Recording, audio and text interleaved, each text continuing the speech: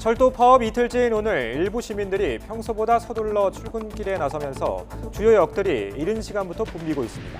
운행률은 수도권 전철이 평시에 82%, KTX 69%, 일반 열차 60%로 예상되는데 코레일은 출근 시간 열차와 인력을 집중 배치했습니다. 노조는 인력 충원과 임금 인상 등이 받아들여지지 않으면 파업을 이어나갈 방침입니다.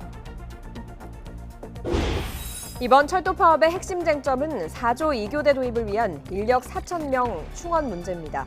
하지만 노사 입장차가 워낙 크고 정부 입장도 완강해 묘수를 찾기가 쉽지 않아 보여서 자칫 장기화할 가능성도 제기됩니다. 미국을 방문한 여야 3당 원내대표는 한미 방위비 분담금 협상이 공정하고 합리적으로 진행돼야 한다는 입장을 미국 의회에 전달하겠다고 밝혔습니다.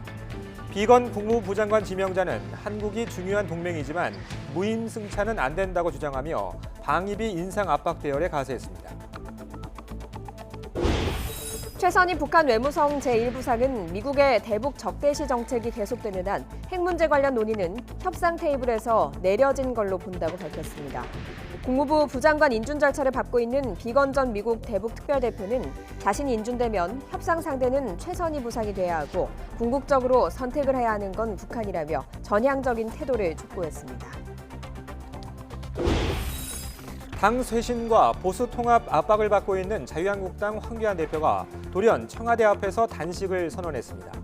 정작 단식 이유로 내건 이슈는 한일 군사정보보호협정, 지소미아 파기 철회와 선거법 통과 저지 등인데 다른 여야 정당의 반응은 싸늘하고 한국당 내에서도 옳은 판단이냐는 의문이 제기되고 있습니다.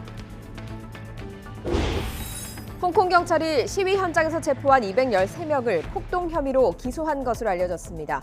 강경파인 신임 경찰 총수가 취임한 뒤 시위대의 기세를 완전히 꺾으려는 초강수 조치가 이어지고 있습니다. 굿모닝 YTN 2부 이어갑니다. 철도 노조의 무기한 파업이 이틀째 이어지고 있습니다. 어제 오전 9시부터 파업이 시작됐으니까 본격적인 출근길 불편은 오늘이 첫날입니다. 서울 신도림역에 나가 있는 취재기자 연결해서 출근길 상황 알아보겠습니다. 박희재 기자. 네, 서울 지하철 1호선 신도림역에 나와 있습니다. 네, 출근길에 나서 시민들의 불편이 클 것 같습니다. 지금 상황 어떻습니까? 네, 이곳 서울 신도림역에서는 출근 시간이 되면서 대기줄이 조금씩 더 길어지고 있습니다. 도착하는 열차마다 객실이 모두 가득 찬 상태입니다. 파업으로 열차가 지연될 수 있다는 내용의 방송도 주기적으로 나오고 있습니다. 철도노조 파업으로 운행률이 떨어진 서울 지하철은 1호선과 3, 4호선 그리고 경의중앙선입니다. 신도림역은 하루 평균 45만 명 정도가 다닐 정도로 가장 붐비는 역 가운데 하나입니다. 2호선과 특히 파업의 영향을 받는 1호선이 이 역을 지나고 있습니다. 어제부터 시작된 파업 이후 오늘이 첫 본격적인 출근길입니다. 이번 철도 파업으로 인해 1호선 등 광역전철의 운행률은 평소 대비 82%대로 떨어집니다. 다만 코레일 측은 파업 4주차까지 출근 시엔 93%, 퇴근 땐 84% 수준으로 운행하고 있다고 말했습니다. KTX는 평상시에 68.9%를 유지하고 새마을호는 58.3%, 무궁화호는 62.5% 수준으로 운행됩니다. 하지만 4주가 넘어가는 장기 파업으로 이어질 경우 KTX 운행률이 56% 정도까지 내려갈 예정입니다. 철도노조 측에서 기한을 정해두지 않고 파업을 시작한 만큼 파업 기간이 길어질 경우 대체 인력의 피로도가 높아지고 안전사고 우려도 불가피할 것으로 보입니다. 자, 그러면 노사 간 물밑 협상은 계속 진행이 되고 있는 건가요? 네, 아직까지 들려오는 소식은 없습니다. 노측과 사측은 오늘 추가 협상도 예정돼 있는 건 없다고 밝혔습니다. 철도노조의 요구사항은 크게 4가지입니다. 인력 충원 정도와 임금 인상 현실화, SRT와 KTX 통합, 그리고 비정규직 직접 고용입니다. 이 가운데 가장 큰 쟁점은 인력 충원 정도와 임금 인상으로 알려졌는데요. 인력과 예산을 모두 다른 공공기관 등과 같은 기준을 맞춰야 하는 정부 또한 강경한 입장이라 당분간 중재도 쉽지 않은 상황입니다. 철도노조는 주요 쟁점 사안은 이미 지난해 노사가 합의했다며 물러설 기미가 없는 상황입니다. 당장 파업을 멈출 만한 묘수는 없지만 코레일 노사는 합의점을 찾기 위해 파업 기간에도 대화를 이어간다는 방침입니다. 지금까지 서울 신도림역에서 YTN 박희재입니다. 여야 원내대표단이 한미 방위비 분담금 협상과 관련한 입장을 전달하기 위해서 미국을 방문했습니다. 미국 측 인사들이 연일 압박성 발언을 하고 있죠. 여야 원내대표단이 어떤 성과를 낼지 관심입니다. 박상남 기자가 보도합니다. 현지 시간으로 20일 오전 워싱턴 인근 덜레스 공항에 도착한 여야 3당 원내대표들은 취재진과 만나 미국 측에 전달하려는 입장을 재확인했습니다. 이인영 원내대표는 공정하고 합리적인 협상은 국민의 뜻이라면서 그렇게 함으로써 동맹 관계가 더욱 튼튼해질 것이라고 강조했습니다. 한미 간의 굳건한 신뢰에 기초해서 상호 존중과 또 호혜의 정신으로 공정하고 합리적인 협상이 이루어져야 한다. 나경원 원내대표는 방위비 협상과 관련해 주한미군 감축이 언급되고 있는 데 대해 강한 우려의 뜻을 표시했습니다. 동맹이라는 것이 한국 국익뿐만 아니라 미국 국익에도 절대적으로 도움이 되는 것입니다. 결국 이러한 부분을 강조하고 주한미군은 절대 철수해서 안 된다라는. 오신환 원내대표는 한미 동맹의 가치는 금액으로 환산할 수 있는 것이 아니라면서 합리적인 협상 타결이 동맹 강화에 기여할 것이라고 말했습니다. 한미동맹 관계가 하루 이틀 있었던 것도 아니고 단지 그것을 비용적 계산으로 한미의 그 동맹 관계들을 계산하기는 어렵다고 생각합니다. 한편 대표단의 방미 기간 중 면담 일정이 잡혀있는 스티븐 비건 미 국무부 부장관 지명자는 이날 미 상원 인준 청문회에 나와 한국이 중요한 동맹이긴 하지만 무임승차는 안 된다는 입장을 밝혀 한국에 대한 방위비 인상 압박 대열에 가세했습니다. YTN 박상남입니다. 최선희 북한 외무성 제1부상이 미국의 대북 적대시 정책이 계속되는 한 핵 문제 관련 논의는 협상 테이블에 오르지 않을 것이라는 입장을 밝혔습니다. 국무부 부장관 인준 절차를 밟고 있는 스티븐 비건 전 미국 대북 특별대표는 북한에 여전히 외교의 창이 열려 있다며 궁극적인 선택은 북한이 하는 것이라고 강조했습니다. 조승희 기자입니다. 대북 적대시 정책이 계속되는 한 핵 문제 관련 논의는 협상 테이블에서 내려졌다고 본다. 러시아와의 전략 대화를 위해 모스크바를 방문하고 있는 최선희 북한 외무성 제1부상이 러시아 외무장관과 회동한 뒤 회담 결과를 묻자 이같이 말했습니다. 최 부상은 올해안 북미 협상 재개 가능성에 대해선 미국이 대북 적대시 정책을 철회하는 전략적 결정을 내린다면 모르지만 그전에는 핵 문제가 협상 테이블에서 이젠 내려졌다고 생각한다고 거듭 밝혔습니다. 북미 정상회담 전망에 대해서도 미국이 적대시 정책을 계속하면서 이런 식으로 나가는 것은 앞으로 좀 불가능하지 않을까라는 답변을 내놨습니다.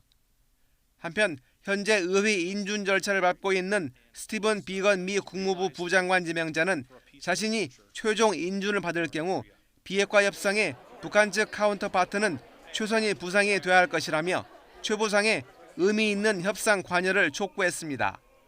비건 최선희 라인으로 체급을 높여 북미 간 무게감 있는 비핵화 협상을 견인해 나가자는 제안을 공개적으로 한 것으로 풀이됩니다.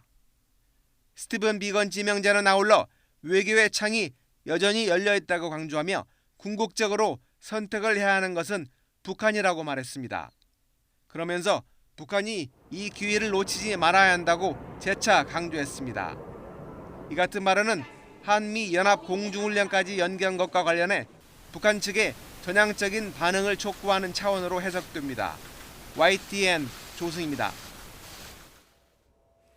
김현철 통일부 장관은 미국 워싱턴 DC 미국 평화연구소에서 통일부 주최 포럼 기조연설을 통해서 북미 비핵화 협상과 관련해 동력을 잃지 않도록 조기에 후속 협상을 재개하는 게 바람직하다고 밝혔습니다. 또 남북 관계는 북한의 올바른 선택을 유도하는 통로고 중요한 전략적 수단이 될 수 있다며 정부는 관계 진전을 위해 금강산 관광 재개를 추진하겠다고 말했습니다.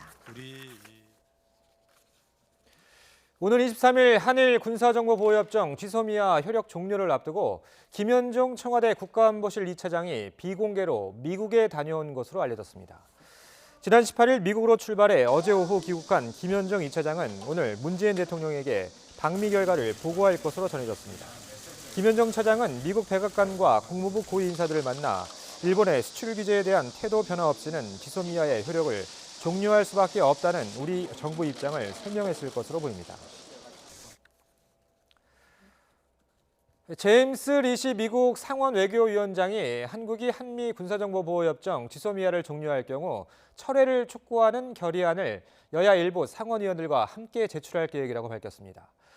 리시 위원장은 한국은 일본과 핵심 정보 공유 합의의 참여를 종료하는 역효과를 내는 조처를 해왔고 이는 주한미군의 위험을 증대시키고 한미 동맹에 손상을 준다며 이같이 말했습니다. 일본 정부는 지소미아가 종료돼도 일본에는 별 문제가 없을 것이라며 애써 태연한 모습을 강조하고 있습니다. 하지만 속사정은 달라 보입니다. 도쿄에서 황보현 특파원이 보도합니다.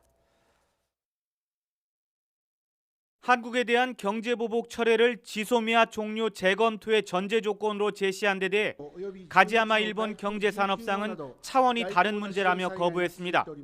스가 관방장관은 지소미아가 본래부터 크게 중요하지 않았다는 듯 의미를 축소했습니다. 日韓 지소미아 この下でこれまで我が国や米国の情報に加えて補完的な情報収集を行うための情報交換これを行ってきており 지소미아가 종료돼도 일본은 아쉬울 게 없다는 태도입니다. 일본 언론도 대부분 정부 입장을 그대로 전하며 지소미아 종료는 한국에 큰 타격이 될 것이라고 보도하고 있습니다. 하지만 일본이 원해서 체결된 지소미아인데 종료돼도 일본엔 거의 영향이 없을 것이라는 주장에는 설득력이 떨어진다는 분석도 나옵니다. 2016년 지소미아 체결 당시 일본 자위대 최고위직에 있었던 한 인사는 일본 언론과의 인터뷰에서 지소미아는 일본이 강하게 원해서 체결된 것으로 종료되면 기밀성 높은 한국 정보를 못 받게 된다고 말했습니다. 일본이 가장 아쉬운 대목은 북한이 탄도미사일을 발사할 때의 초기 정보. 지구가 둥글고 한국이 북한과 거리가 가까워 일본 레이더가 미치지 못하는 발사 정보를 한국이 더 빠르고 정확하게 얻을 수 있기 때문입니다. 특히 최근 북한이 낮은 고도로 발사한 신형 미사일의 경우 일본 레이더가 더 포착하기 어려워 한국 정보가 한층 아쉬운 상황입니다. 탈북자 등 북한 관련 인사들을 통해 수집한 이른바 한국의 휴민트 정보도 일본이 탐내는 부분입니다. 아무 문제 없다는 일본 정부의 호언장담과 달리 지소미아가 종료되면 안보상 일본에도 아쉬울 게 많다는 얘기입니다. 한일 관계에 정통한 소식통은 최근 접촉한 일본 정부 인사나 외교 전문가들이 이구동성으로 한국에만 피해가 간다고 하면서도 지소미아 종료는 안 된다고 주장하는 것도 이런 속사정이 있는 것으로 보인다고 말했습니다. 도쿄에서 YTN 황보현입니다. 민주사회를 위한 변호사 모임 등 국내 6개 법률가 단체와 일본의 민주법률가협회 등 7개 단체는 어제 양국에서 각각 강제동원 문제 해결을 촉구하는 공동 선언문을 발표했습니다. 한국과 일본은 법률 전문가들은 1965년 한일 청구권 협정에 의하더라도 강제동원 피해자의 개인배상 청구권이 소멸된 것이 아니고 지난 2007년 일본 최고재판소 판결 등을 통해서도 확인된다고 설명했습니다. 또 한국 대법원의 판결은 적정한 소송 절차를 거쳐 도출된 결론인 만큼 미쓰비시 중공업 등 일본 기업들은 수용해야 하고 일본 정부도 이를 방해해선 안 된다고 강조했습니다. 자유한국당 황교안 대표가 돌연 단식을 선언했습니다. 지소미아 파기를 막고 선거법과 공수처법을 막겠다고 나선 겁니다. 그런데 당 안팎의 반응이 그리 좋지만은 않아 보입니다. 이승배 기자입니다. 자유한국당 황교안 대표가 청와대 앞에서 무기한 단식을 선언했습니다. 지난 9월 16일 조국 전 장관 사퇴를 주장하며 삭발을 감행했던 그 자리에서 2달 만에 단식 카드를 꺼내든 겁니다. 국민 여러분, 저는 단식을 시작하며 저를 내려놓습니다. 모든 것을 비우겠습니다. 황 대표가 밝힌 단식 이유는 모두 3가지. 지소미아 파기를 막고 본회의 부의가 2주밖에 남지 않은 선거법과 공수처법 통과를 온몸으로 막겠다고 밝혔습니다. 문재인 대통령을 향해 한줌 정치 세력의 운명이 아니라 대한민국의 미래를 놓고 결단하라고 목소리를 높였습니다. 총선을 앞두고 시끄러운 당 안팎을 쇄신하겠다는 의지도 피력했습니다. 당을 쇄신하라는 국민의 지엄한 명령을 받들기 위해서 저에게 부여된 칼을 들겠습니다. 국민의 눈높이 이상으로 처절하게 혁신하겠습니다. 하지만 정치권의 반응은 싸늘합니다. 더불어민주당은 정치 초보의 조바심 그 이상도 이하도 아니라며 민생을 내팽개쳤다고 몰아붙였습니다. 황 대표의 단식은 명분이 없음을 넘어 민폐입니다. 무엇이라도 해야겠다면 20대 국회의 남은 성과를 위해 협조하십시오. 바른미래당도 지난해 국민의 비판을 받았던 릴레이 단식과 뭐가 다르냐며 명분도 당위성도 없다고 꼬집었습니다. 대한신당 소속 박지원 의원은 이미 삭발을 감행한 황 대표가 단식까지 시작한다면 이제 남은 것은 대표직 사퇴밖에 없다고 지적했습니다.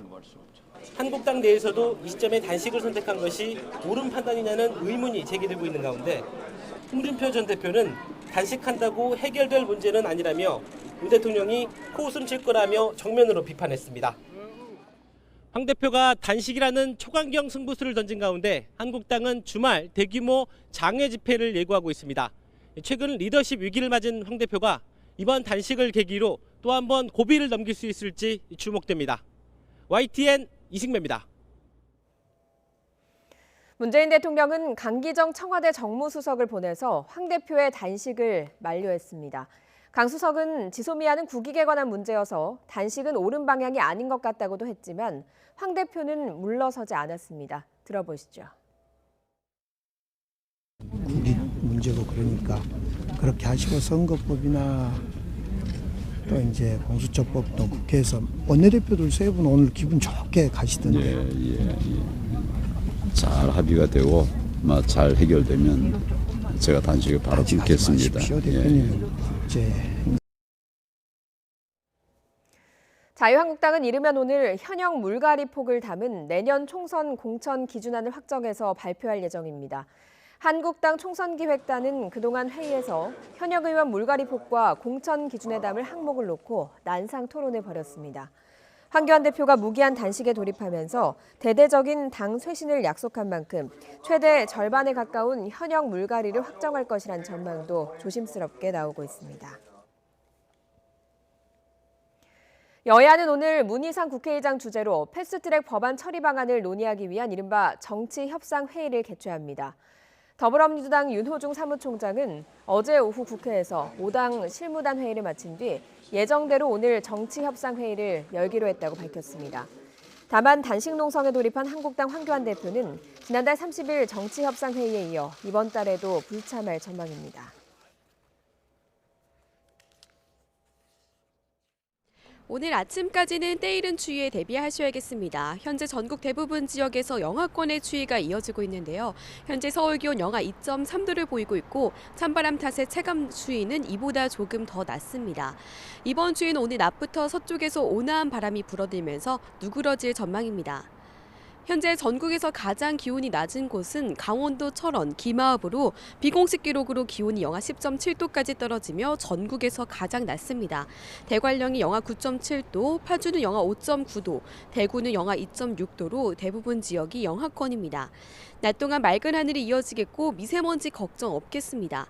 앞서 전해드렸듯이 낮에는 기온이 크게 오르며 추위가 누그러지겠습니다. 서울 9도, 대전 13도, 광주 15도, 부산이 17도로 일교차가 크게 벌어지겠습니다.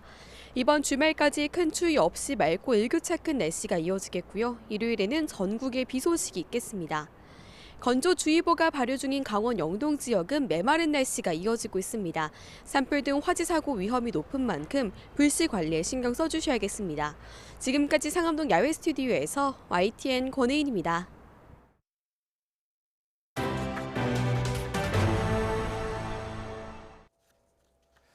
하청업체로부터 뒷돈을 받고 회사 자금을 빼돌려 거액을 챙긴 혐의 등을 받는 조현범 한국타이어 대표에 대한 구속영장 심사가 오전 10시 반부터 열려 구속 여부가 이르면 오늘 결정됩니다.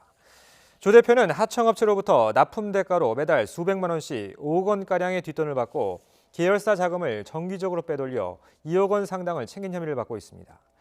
검찰은 조 대표 차명 계좌로 들어간 8억 원이 대부분 개인 용도로 쓰인 정황을 파악한 것으로 전해졌습니다. 제주 해상에서 화재 사고로 실종된 대성호 선원 11명을 찾기 위한 수색이 이어졌지만 성과는 없었습니다. 사고 원인을 밝히기 위해 선체 인양 작업도 진행됐고 실종자 가족들은 사고 현장을 찾았습니다. 유종민 기자입니다.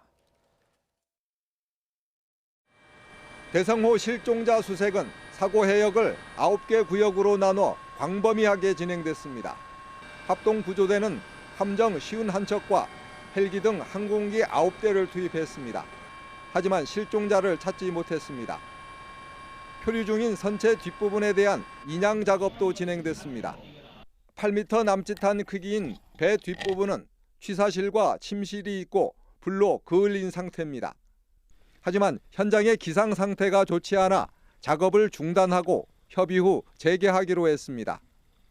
화재로 두동강 난 뒤 침몰한 배 앞부분을 찾기 위한 탐색도 이어졌습니다.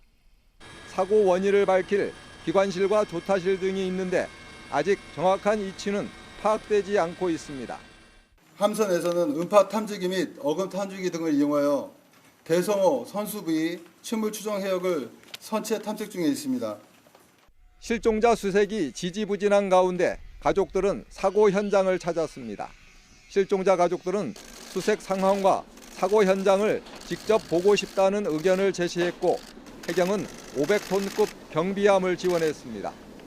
가족들은 약 3시간에 걸쳐 배를 타고 사고 해역에 도착해 대답 없는 바다를 눈물로 지켜봤습니다.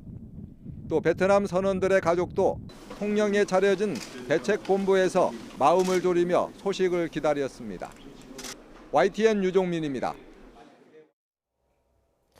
오늘 새벽 0시 8분 전라남도 신안군 흑산도 북서쪽 73km 해역에서 규모 2.3의 지진이 발생했습니다. 진앙은 북위 35.13도, 동경 124.93도이며 지진 발생 깊이는 6km로 파악됐습니다. 다만 기상청은 지진으로 인한 피해는 없을 것으로 내다봤습니다. 라오스에서 한국인 관광객 3명이 줄에 매달려 활강하는 레저 스포츠인 집 트랙을 체험하다 사고가 나 1명이 숨지고 2명이 다쳤습니다.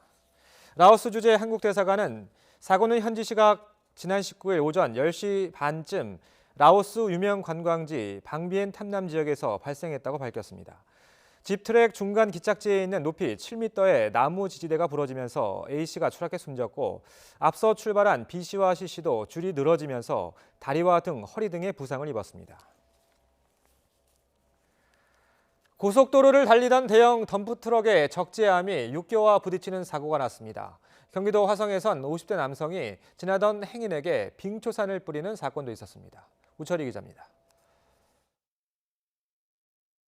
고속도로 위를 가로지르는 육교와 뭔가 거대한 물체가 거의 수직으로 맞닿아 있습니다. 오늘 새벽 0시쯤 인천시 남촌동 제2경인고속도로에서 달리던 25톤 덤프트럭 적재함이 육교와 충돌한 겁니다. 다행히 다친 사람은 없었지만 사고 처리 여파로 일부 차로 통행이 막혀 한때 정체가 빚어졌습니다. 덤프트럭 기사가 인근에 짐을 내려둔 뒤 적재함이 세워진 걸 모르고 고속도로를 내달리다가 사고가 난 것으로 조사됐습니다. 경기도 화성에서는 50대 남성이 빙초산을 뿌려 길에 있던 행인 2명이 다치는 일도 있었습니다. 피의자인 남성은 피해자와 처음 본 사이였는데 자신을 해칠 것 같았다는 황당한 말을 범행 동기로 털어놨습니다. 경찰은 구속영장을 신청할 방침인 가운데 정신감정도 의뢰할 계획입니다. 전라북도 고창에 있는 돼지 농장에서는 불이 났습니다.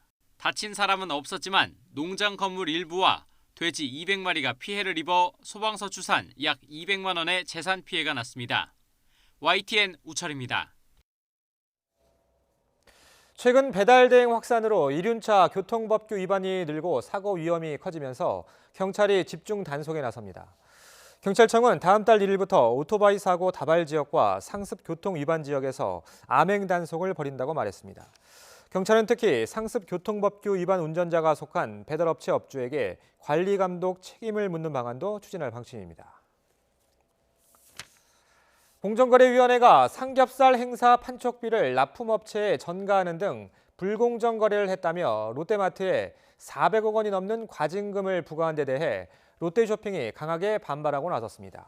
공정위의 결정으로 기업 이미지에 심각한 손해를 봤다면서 법원의 판단을 받기 위해 조만간 행정소송을 내겠다고 밝혔습니다.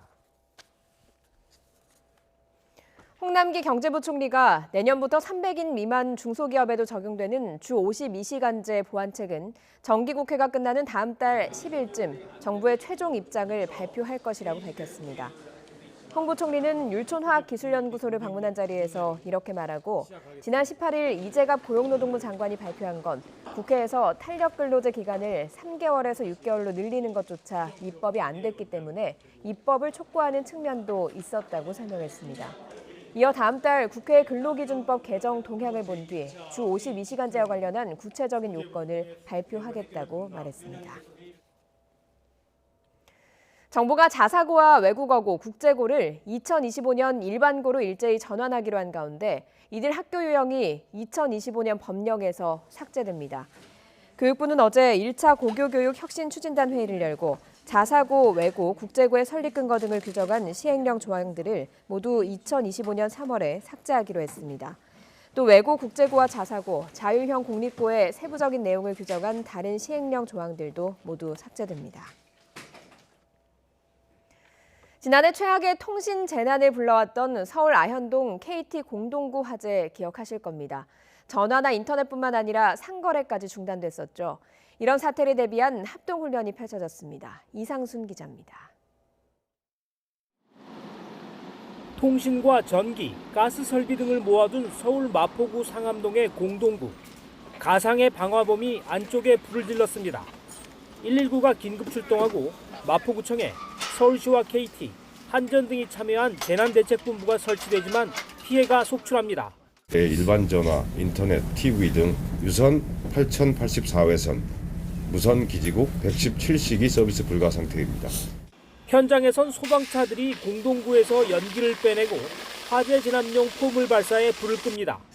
마비된 통신망은 긴급 복구됩니다. 통신사끼리 와이파이를 공유하고 인근 상점에선 LTE 라우터로 무선 카드 결제를 합니다. 통신 대란 등 복합 재난을 사전에 막기 위한 로봇도 등장했습니다. 이 장비는 24시간 내내 레일을 타고 다니면서 공동구 안의 열 변화와 습도 등 내부 상황을 중앙 서버에 실시간으로 전송합니다. 이미 은평 공동구에서 운영 중인데 앞으로 더 늘어납니다. 서울시 내에는 총 8개소의 공동구가 설치되어 있습니다. 2020년도에는 여의도 공동구에 인공지능 레일 로봇을 설치할 계획입니다. 향후에는 모든 공동구의 설치를 검토해 나가도록 하겠습니다.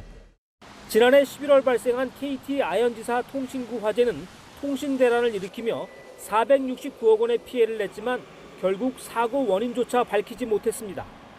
서울시는 정기적인 합동훈련을 통해 복합재난 대응 능력을 강화한다는 계획입니다. YTN 이상순입니다. 47년 만에 소방공무원 국가직 전환이 이뤄지게 됐습니다. 누구보다 반길 분들이 아마 현장의 소방대원들일 텐데요. 문재인 대통령도 소방관들의 헌신이 이제야 제자리를 찾았다고 평가했습니다. 영상 먼저 보시죠.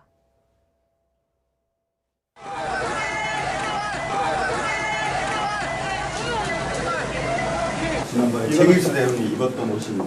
5명의 요구자가 고립되어 있었는데요.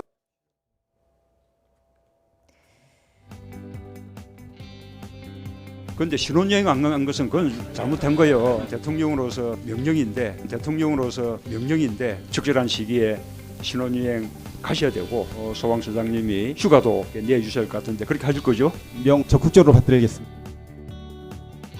네, 보신 것처럼 신혼여행도 못 갔다던 최길수 소방관. YTN이 어제 전화로 연락해봤더니 그 이후에 신혼여행도 잘 다녀왔고요. 이제는 갓 돌이 지난 딸까지 뒀다고 합니다. 국가직 전환에 딸에게 전하고 싶은 말이 있다며 이렇게 소회를 밝혔습니다. 소방관들의 수건이었던 국가직 전환이 됐는데 앞으로 아빠는 그만큼 더 소임을 다 할 테니까 우리 딸도 건강하고 착하게 자랐으면 좋겠다. 당시 최길수 소방대원을 격려하며 지원을 약속했던 문재인 대통령도 소방관들의 진정 어리고 헌신적인 활동과 숭고한 희생이 비로소 제자리를 찾았다고 반겼습니다. 사랑의 열매 사회복지공동모금회가 어제 서울 광화문 광장에서 사랑의 온도탑 제막 행사를 열고 연말연시 이웃돕기 캠페인을 시작했습니다. 캠페인은 내년 1월 31일까지 진행되며 올해 나눔 목표액은 4,257억 원입니다. 사랑의 열매는 모금한 돈을 고독사 예방을 위한 안전망 강화, 돌봄 네트워크 강화, 빈곤의 대물림 완화, 새로운 사회문제 대응 등에 사용할 계획입니다. 우리나라 과학계를 이끌어갈 젊은 인재들이 한자리에 모였습니다. 한 단계 성장하는 시간을 보냈습니다. 이동훈 기자입니다. 사용한 것과 안 한 것을 구별할 수 있는 마스크. 수증기에 닿으면 색이 변하는 염화 코발트 종이의 원리를 이용해 눈으로도 쉽게 사용 여부를 알 수 있습니다. 다 똑같은 거를 가지고 다니니까 뭐가 쓴 거고 안 쓴 건지 모르겠는 거예요. 그래가지고 그게 구분이 되면 좋겠다 하고 아이디어를 내게 되어서 이걸 만들게 됐어요. 파도가 거꾸로 치는 현상인 이안율을 예측하는 이 로봇은 바다 및 지형을 분석해 실시간으로 보여줍니다. 해양 사고 예방은 물론 해파리 퇴치 등에도 활용할 수 있어 세계 대회에서 큰 주목을 받았습니다. 이 로봇이 해안선에 따라서 움직이면서 초음파 센서로 해저 지형의 변화를 계속 감지하면서 와이파이를 통해서 실시간으로 그 정보를 전달해주는 역할이 주 기능이라고 볼 수 있습니다. 우리나라의 미래를 이끌어갈 과학도들이 한자리에 모였습니다. 국제무대에서 실력을 뽐낸 대학생부터 과학 발명대회 수상자, 대통령 과학 장학생까지 모두 130여 명이 함께했습니다. 학생들은 자신의 과학적 성과를 소개하고 서로의 아이디어를 자유롭게 공유했습니다. 여러분들은 과학을 연구하면서 미래를 살고 있다는 생각이 듭니다. 이런 자리에서 또 선후배들도 만나서 여러분들의 꿈을 향해서 더욱 나아갈 수 있는 그런 계기가 되기를 바랍니다. 참가자들은 선배 과학자들과 함께 과학에 대한 열정과 포부를 나누며 미래 과학자의 꿈을 한층 더 키웠습니다. YTN 사이언스 이동훈입니다. 자금 때문에 어려움을 겪는 소상공인 등을 위한 포용금융센터가 광주에 문을 열었습니다. 풀뿌리 지역 경제를 책임지는 버팀목이 되기 위해서입니다. 김범환 기자입니다. 지난 1970, 80년대 광주 상권을 이끌었던 충장로와 금남로. 하지만 전남 도청의 이전 등으로 도심 상권이 쇠락하면서 상인들은 늘 자금이 걱정입니다. 무엇을 하나 벌리고 싶기는 한데 돈이 없고 그러면 어떻게 은행 찾아와서 하소연하고 은행에서 이렇게 빌려다 쓰고. 이런 소상공인 등의 어려움을 덜어주기 위해 포용금융센터가 문을 열었습니다. 포용금융센터에서는 소상공인과 저신용자 등 금융 소외계층을 대상으로 자금 지원과 경영 컨설팅 그리고 금융 교육을 하게 됩니다. 영업 환경 개선과 매출 확대를 위한 자문도 하고 한도 200억 원의 포용금융 특별대출 상품도 내놓았습니다. 좋은 생각이 듭니다. 뭐 지원도 받을 수 있고 이제 대출권이라든가 그러한 업소 오픈할 때 유익할 것 같아서 왔습니다. 광주 첫 포용금융센터 위치는 지역 대표은행이 51년 전에 처음으로 문을 연 곳으로 정해졌습니다.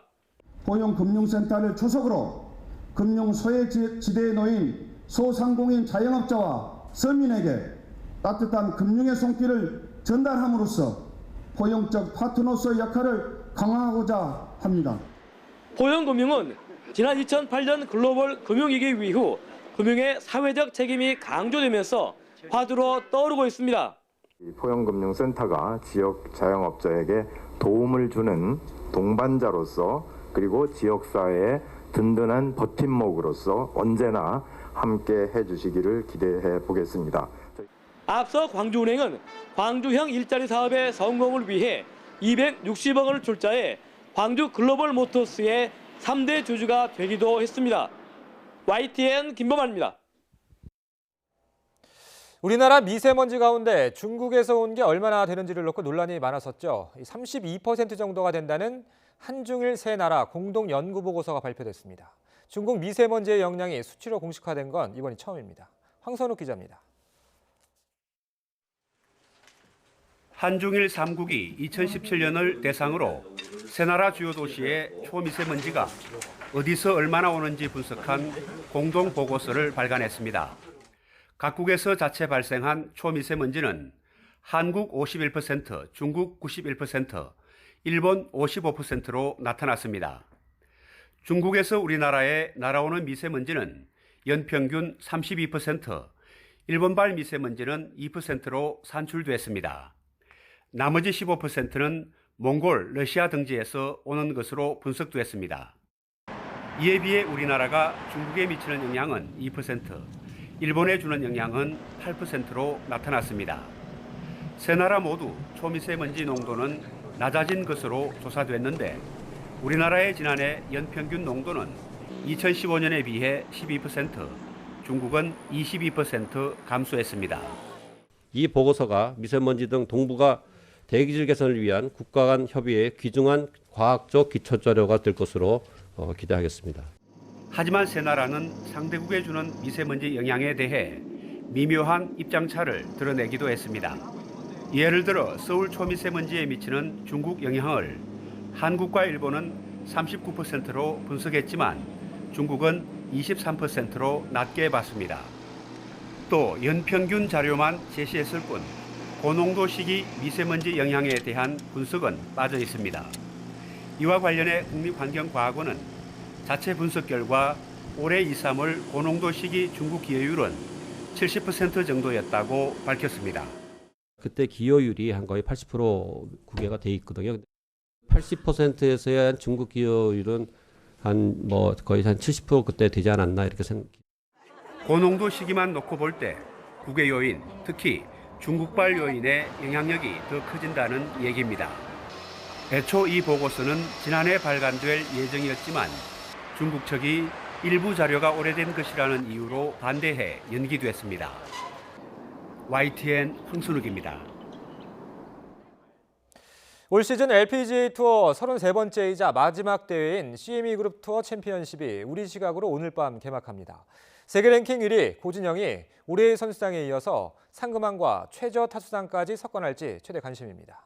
김상희 기자가 보도합니다.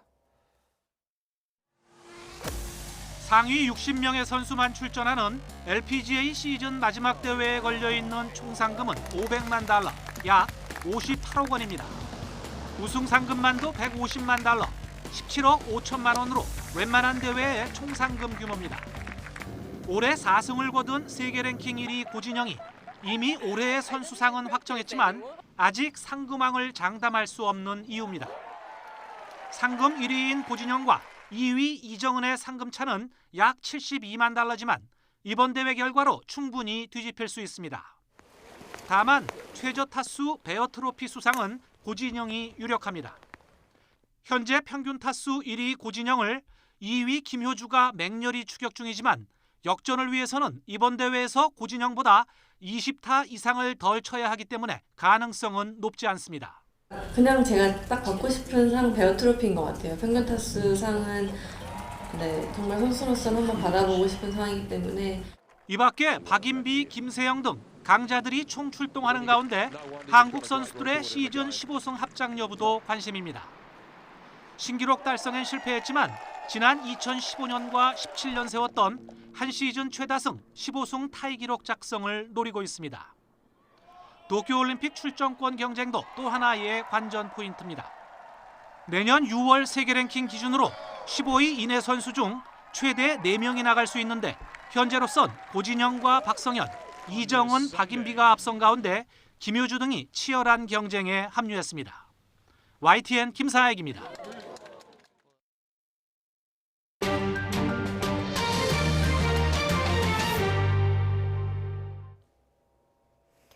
홍콩 경찰이 시위 현장에서 체포한 213명을 폭동 혐의로 무더기 기소했습니다.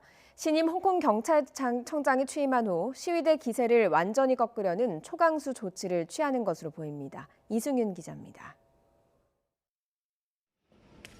매캐한 최루탄 연기가 거리를 뒤덮었습니다. 시위대가 던진 화염병으로 곳곳에 불이 붙었습니다. 지난 18일 홍콩 이공대 부근에서 벌어진 격렬한 시위로 200여 명이 경찰에 체포됐습니다. AFP 통신은 경찰이 이공대 주변에서 시위를 벌이다 체포된 213명을 폭동 혐의로 기소했다고 밝혔습니다. 폭동 혐의로 기소되는 시위대 수는 앞으로 더 늘어날 가능성이 큽니다. 홍콩 이공대 시위대 가운데 수백 명이 투항했는데 이 중 미성년자를 뺀 500여 명이 체포됐기 때문입니다. 폭동 혐의는 시위대에 적용하는 혐의 가운데 가장 무겁습니다. 유죄 판결을 받으면 최고 10년 징역형에 처할 수 있습니다. No one is above the law. No excuse, no political demand or motive can spare anyone from legal liability. 이 같은 초강경 조치는 새 경찰 총수로 취임한 강경파 크리스 탕이 진두 지휘하고 있습니다. As a law enforcement agencies, we have to enforce the law, and we have to maintain the law and order in Hong Kong. 홍콩 경찰의 이 같은 강경 조치는 조기에 질서를 회복해야 한다는 시진핑 주석의 요구와도 맞닿아 있습니다. 또 급격히 힘이 빠진 시위대의 기세를 이번 기회에 완전히 꺾어버리겠다는 계산도 깔려 있는 것으로 보입니다. YTN 이승윤입니다.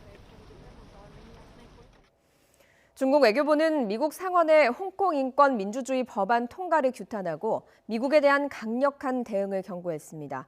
홍콩 시위 사태는 교착 상태에 놓여 있는 미중 간 무역 협상에도 악영향을 미치고 있습니다. 김태현 기자가 보도합니다.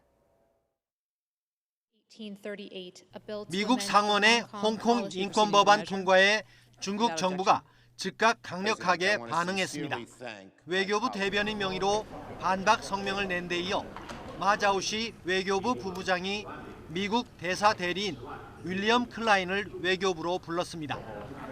마 부부장은 법안 통과에 대해 엄중한 교섭을 제기하고 강력히 항의했습니다. 홍콩은 중국의 홍콩이고 홍콩 관련 사안은 순수하게 중국 내정에 속한다면서 어떠한 외부의 간섭도 용납하지 않겠다고 강조했습니다. 이어 미국이 즉시 법안 추진과 내정 간섭을 중단하지 않으면 중국은 반드시 반격 조치에 나설 것이라고 경고했습니다. 我们正告美方认清形势，悬崖勒马，立即采取措施阻止该案惩罚，立即停止插手香港事务，干涉中国内政。 중국 정부 산하 홍콩 마카오 사무 판공실과 전국인민대표대회, 정치협상회의도 일제히 비슷한 성명을 쏟아냈습니다. 홍콩 변수가 불거지며 미중 관계는 더욱 꼬였습니다. 앞서 트럼프 미국 대통령은 미중 간의 합의가 도출되지 않으면 관세를 더욱 높일 것이라고 압박했습니다. If we don't make a deal with China, I'll just raise the tariffs even higher. 펜스 미 부통령은 홍콩 사태가 미중 합의에 걸림돌이 될 수 있다는 경고를 내놓았습니다. 그렇지 않아도 어려운 미중 간 협상은 홍콩이라는 관문도 넘어야 하게 됐습니다. YTN 김태현입니다. 윌버 로스 미 상무장관은 미중 무역 협상은 현재 미세 조율하는 단계라면서 디테일, 즉 세부 사항이 정말 필요하다고 말했습니다. 현지 시각 19일 폭스 비즈니스 방송에 출연한 로스 장관은 디테일을 위해서 서류 작업은 중요한 부분이라며 이같이 밝혔습니다. 미중 간 합의 가능성에 대해서는 희망이 없다면 협상이 중단됐을 것이라며 낙관적이라고도 덧붙였습니다. 국제유가가 3거래일 만에 상승했습니다. 현지 시각 20일 뉴욕 상업거래소에서 12월 인도분 서부 텍사스산 원유는 전날보다 배럴당 3.4% 오른 57.11달러에 거래를 마쳤습니다. 이날 국제유가는 미중 무역 합의에 대한 잇따른 비관론에도 미국의 원유 재고가 전망치를 밑돈 수준에서 증가했다는 보도에 상승세를 탔습니다. 미국 에너지정보청은 지난주 미국의 원유 재고가 140만 배럴 증가했다고 밝혔는데 이는 160만 배럴 증가할 것으로 봤던 전문가 전망치보다는 낮은 수준입니다.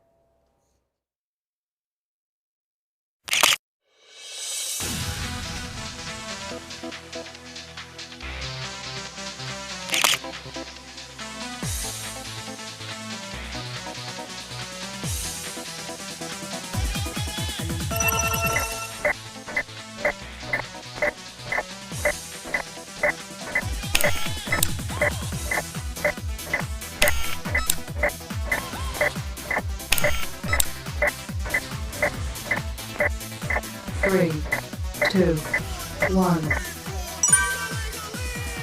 레시카, 외동딸, 일리노이, 시카고. 선배는 김치모, 그는 이다 좀.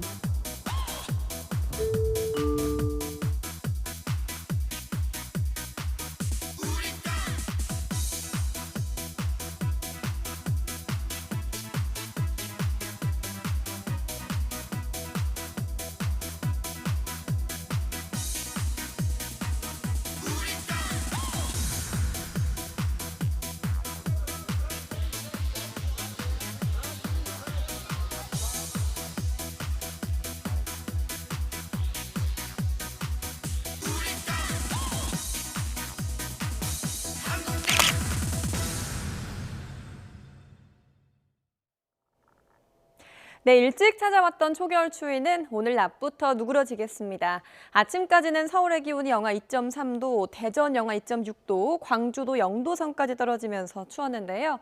낮에는 서울 기온이 9도, 대전 13도, 광주 15도까지 오르면서 일교차가 15도 안팎까지 크게 벌어지겠습니다. 주말까지 기온은 점차 오름세를 보이겠습니다. 낮 기온이 계속 15도를 웃돌면서 활동하기 수월하겠고요. 일요일 전국에 비가 오고 난 뒤 기온은 다시 꺾이겠습니다. 위성 영상입니다. 현재 전국 하늘 맑은 모습인데요. 오늘 눈비 소식 없이 종일 맑은 날씨가 이어지겠습니다. 강원 영동 지역은 대기가 점점 더 건조해지겠습니다. 오늘도 미세먼지 걱정은 없겠습니다. 전국의 미세먼지 농도 보통에서 좋음 수준을 유지하겠습니다. 낮 기온은 어제보다 3도에서 5도가량 높겠습니다. 서울 9도, 강릉 13도, 광주 15도, 부산 17도까지 오르겠습니다. 일요일 전국에 비가 오겠고요. 강원 영동 지방은 다음 주 초까지 동풍의 영향으로 비나 눈이 오겠습니다. 날씨 정보였습니다. 목요일 굿모닝 화이트는 여기서 마치겠습니다. 내일 아침도 부지런히 준비하겠습니다. 고맙습니다.